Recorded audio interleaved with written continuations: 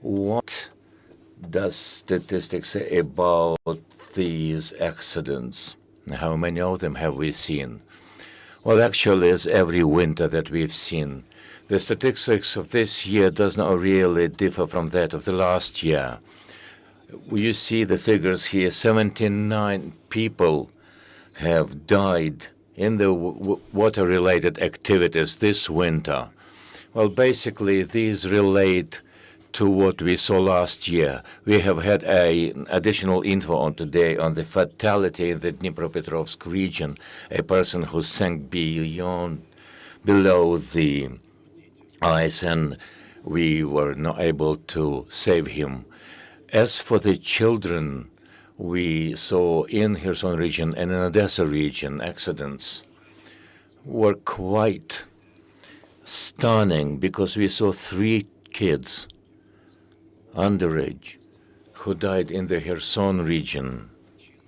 The reason in both cases was this: as the frost settled in and there was not enough solid ice, and kids decided to go on the ice to see how solid it was, and they found themselves drowning. One of the girls, she was 16 years old, she was trying to give a helping hand, and only later a grown-up man saved her, but we failed to save all the rest of them. This is a stunning, a tragic instance. Psychologists were working with their loved ones and their parents. I would like to call on all the parents here. It is a must to remind everybody on the safety measures, to remind you that the ice is not a place for fun, for children especially. It should be.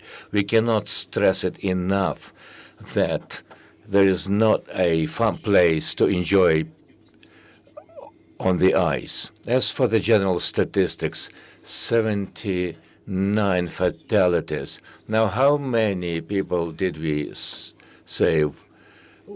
20 children were saved.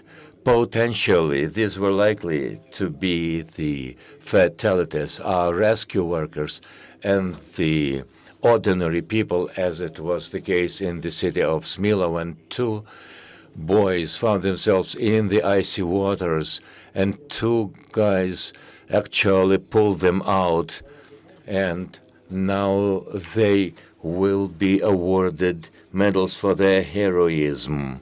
Now, statistically wise, we have fewer children as victims of the water-related activities. Out of 79 people, 65 of them were men, 14 women. Now it is clear why. It is the men who are engaged in winter fishing, and these are the people who are seeing most of the risks. The boys that have already died were, of course, reflect that trend and of the statistics in general. As for the age-related data, we have fixed that, unfortunately, fatalities are happening to those people who are the age of between 50 and 70 years old, older people who decide to angle, and they consciously, I underline the word consciously, risking their lives. As for the types of water, it is the rivers, and the rivers are the main cause of death. 44 of them, and 33 were related to ponds. It turns out rivers are more dangerous. It's because of the currents, the undercurrents, and it destroys the ice, and people are likely to angle in the places where the ice is thinner, but you can't see that from above. The ponds tend to be having more solid and thicker ice, but it again depends on when and where.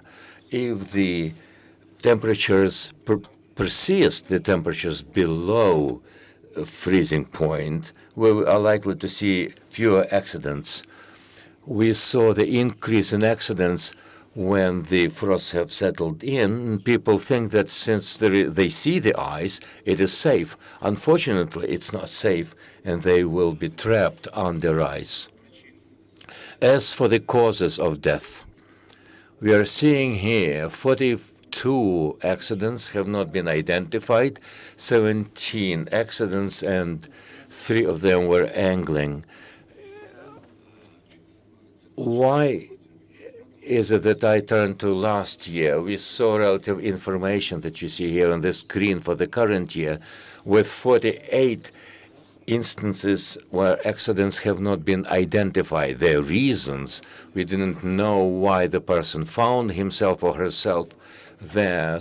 Sometimes the reasons are different, but the analysis of the situation must be conducted. Divers have not always been able to identify, but we know that the majority of people were those who were fishermen.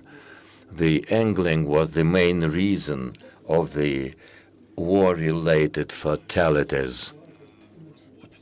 As for the distribution in terms of geography, you will see that the Kyiv region have recorded 10 instances. Vinnytsia, Dnipropetrovsk, Odessa, Kharkivskaya, and Chernihiv region, correspondingly 8, 7, 7, 6, and 5. This is the oblasts and regions where have seen most cases and accidents. I would like to draw your attention to the pieces of advice. When and how? What is the procedure that we can render assistance? Firstly, in order to step on the ice, you have to be sure that the thickness of the ice is no less than 7 centimeters. If there is a group of people, the thickness must be no less than 15 centimeters. How do you know the thickness? You have to make a measurement, a matchbox. Matchbox is 5 centimeters, a couple of centimeters more. My personal recommendation must be the thickness of ice must be 10+%. You can see that visually from the shore. Now, how do we check the ice? You don't do that with your leg, with your foot. If you want to step on the ice, you have decided to take on such an adventure. You have to have a stick to test the thickness.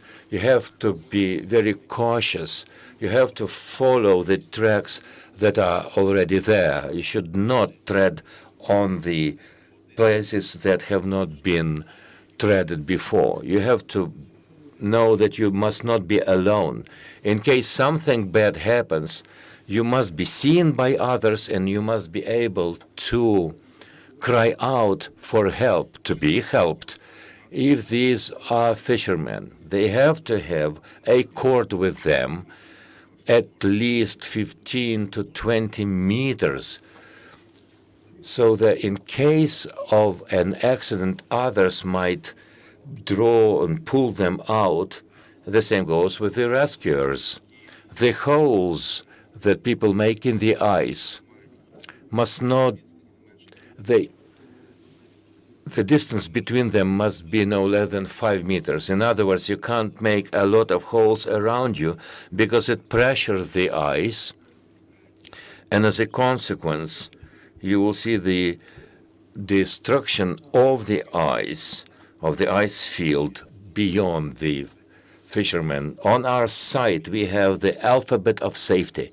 It's available. I want everybody to go there and see the minimal requirements for the safety procedures. The Ukrainian Emergency Service tries to raise the public awareness through media and other means. However, there is a conscious group of people who do not really realize the risk the people are facing, but you have to remember the minimal amount of advice. My personal recommendation is not to step on the ice altogether in the first place. You are very safe on the terra firma. The risk-prone people are those who are trying to go in their automobiles on the ice of the Dnieper River. I think it happened yesterday or the day before yesterday.